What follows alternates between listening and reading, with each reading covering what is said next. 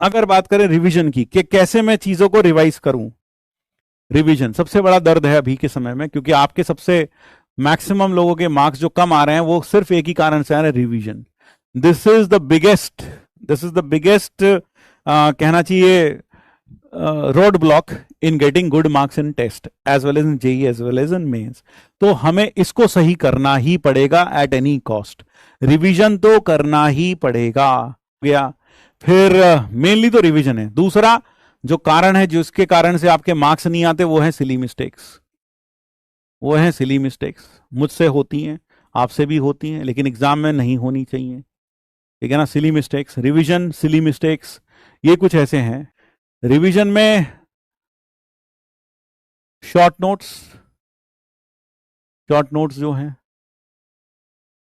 और जो hand written notes हैं या फिर आपके खुद के या जो मैंने दिए हैं।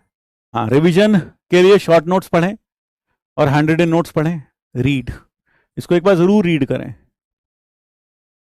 और फिर क्या कर सकते हैं, मान लो मैंने कोई चैप्टर उठाया, suppose for example I pick up a chapter से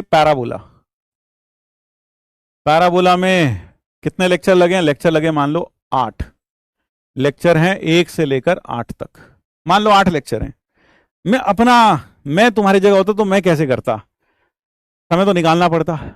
मैं क्लास शॉर्ट नोट्स तो डेली बेसिस पर पढ़ता, डेली, है ना। शॉर्ट नोट्स तो पढ़ता रहता डेली, किसी ना किसी चैप्टर के शॉर्ट नोट्स तो पढ़ता रहता, है ना। ये तो मैं रोज करता। लेकिन अब मान लो मुझे स्पेसिफिकली पैराबोला रिवाइज करना है, तो पैराबोला के शॉर्ट नोट्स पढ़ लिए।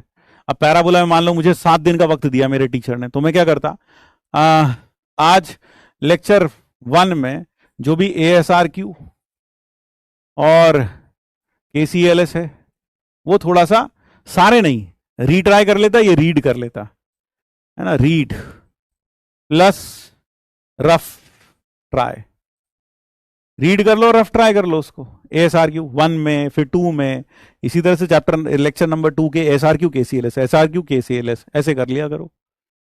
बेटा आपके सीनियर से पूछा था, वो सब के सब यही करते थे, ASRQ KCLS। चाहोगे तो किसी से बात करा देंगे, ठीक है, वो भी यही करते थे ज्यादातर। हाँ, टाइम नहीं बचता, ये बात तो सही है, टाइम नहीं बचता। अच्छा, इसमें कितने क्वेश्चन होंगे, चलो बताओ, इसमें कितने क्वेश्चन होंगे? ASRQ कितने होंगे? 5 से 6 क्वेश्चन होंगे मेरे ख्याल से, 6 क्वेश्चन के करीब होंगे, 6 क्वेश्चन। तो आपको धीरे धीरे करके टाइम तो निकालना पड़ेगा यार। 6 क्वेश्चन तो होंगे, 5 से 6 क्वेश्चन होंगे।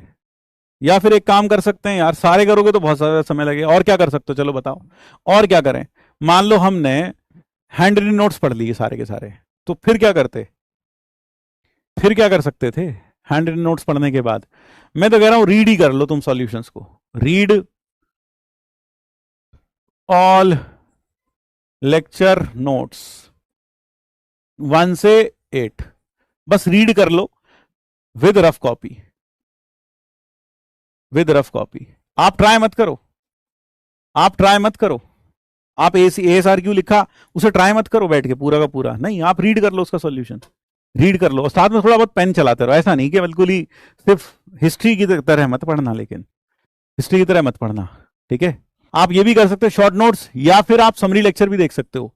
समरी लेक्चर भी तो दे रहा हूं यार, समरी लेक्चर भी तो देख सकते हो, समरी लेक्चर देख लो, और साथ में कुछ जो 1 to 8 है विद रफ कॉपी बैठो और साथ में रीड करते रहो। बस पहला सवाल ठीक है, अच्छा ये तो आसान है, ये हो गया, ये हो गया, तो इतना ही समय लगता है, इससे ज्यादा समय नहीं लगेगा भाई। तो आप यही कर लो, ठीक है। जस्ट रीड, और just read through the lectures. जो लेक्चर के सॉल्यूशन नोट्स मैंने आपको दे रखे हैं ना, वो सारे पढ़ लो एक बार।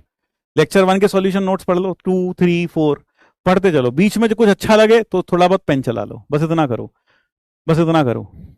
मेरे ख्याल से जब आप इतना करोगे, समरी लेक्चर से पूरा का पूरा थ्योरी रिवाइज हो जाएगा, और इससे क्या होगा, इसमें सारे सारे नोट्स रिवाइज कर लोगे, सारे सारे प्रॉब्लम्स हो जाएंगे।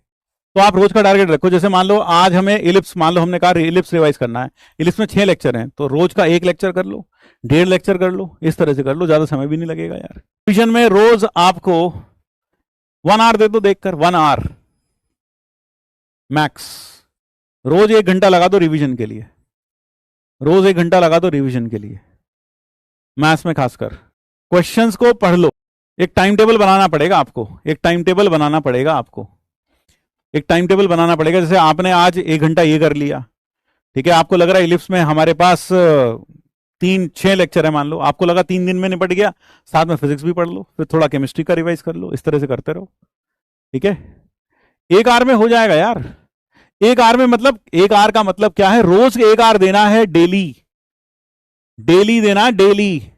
तो जैसे मान लो मैंने पैराबोला सोचा, तो आज मैंने 1 घंटा पढ़ा पैराबोला, लेक्चर 1 2 निपटा लिया, उसके इलस्ट्रेशंस मैंने पढ़ लिए एक बार, फिर अगले दिन मैंने फिर पैराबोला पढ़ा, उसके 1 2 दिन फिर 2 लेक्चर मैंने तब निपटा लिए, तो 3 दिन में मेरा पैराबोला खत्म हो गया, ये बोला है, ठीक है।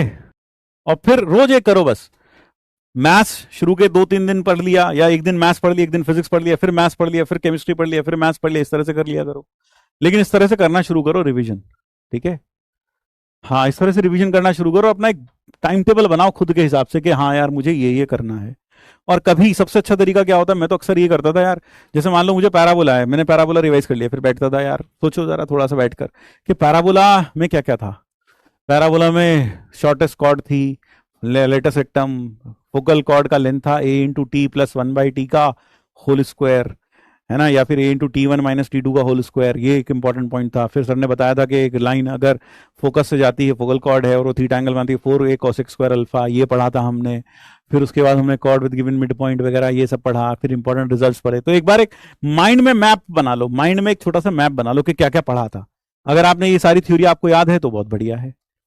फिर कुछ इंपॉर्टेंट क्वेश्चंस थे, सर ने इंपॉर्टेंट क्वेश्चंस में कराए थे, जो जो तुम्हें लगे वो सब इस तरह से करें, ठीक है, ठीक है। इस तरह से एक छोटा सा माइंड सा मैप सा बना लो। अगर होमवर्क बैकलॉग है तो आप क्लास इलस्ट्रेशन ही कर लें, अगर आपको समय नहीं मिल रहा ना, क्योंकि देखो ये पूरी एक भगदड़ है, अपन भग रहे हैं, सिलेबस आपके लिए वेट नहीं करेगा, will keep on running.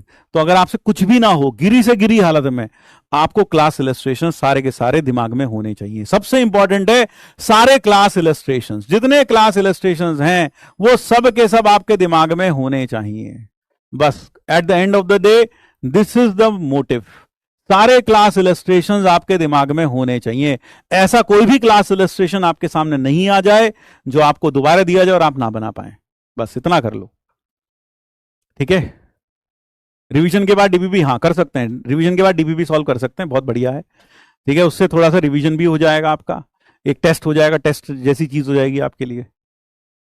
Sir illustration mains निकलवा देगा, इलस्ट्रेशन एडवांस भी निकलवा देगा, अगर इलस्ट्रेशन तूने ढंग से कर ली तो। मेंस की बात छोड़ दे, और मैं ये दावे के साथ कह रहा हूं अगर ढंग से करा तो तुझे याद हो कि किसको ये वाला सवाल हम सर ने ऐसे दिया था, इस वाले सवाल में ये किया था, अगर तुझे इस तरह से याद है तो फिर सब कुछ ठीक हो जाएगा।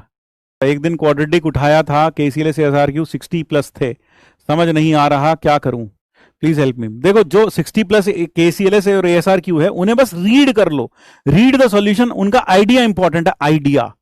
आप ये समझें सवालों में जो KCL से SRQ है वहां क्या इंपॉर्टेंट है, द आइडिया इज इंपॉर्टेंट, कि कैसे अप्रोच किया था, बस वो आइडिया इंपॉर्टेंट है, वो आइडिया दिमाग में रखना है। और उन आइडियाज को चाहो तो कहीं लिख भी लो, अगर आप लिख सको तो लिख लो उन आइडियाज को, कि ये सवाल था उसको हमने ऐसे किया था, इसमें नया सीखने को मिला, इस सवाल में ये नया सीखने को मिला, बस वो आइडियाज इंपॉर्टेंट है। तो यू हैव टू जस्ट एक तरीके से रीड थ्रू देम, और एक रफ कॉपी लेकर बैठो, साथ साथ थोड़ा थोड़ा पेन चला लो, बस इतना ही करना है, इससे ज्यादा नहीं करना।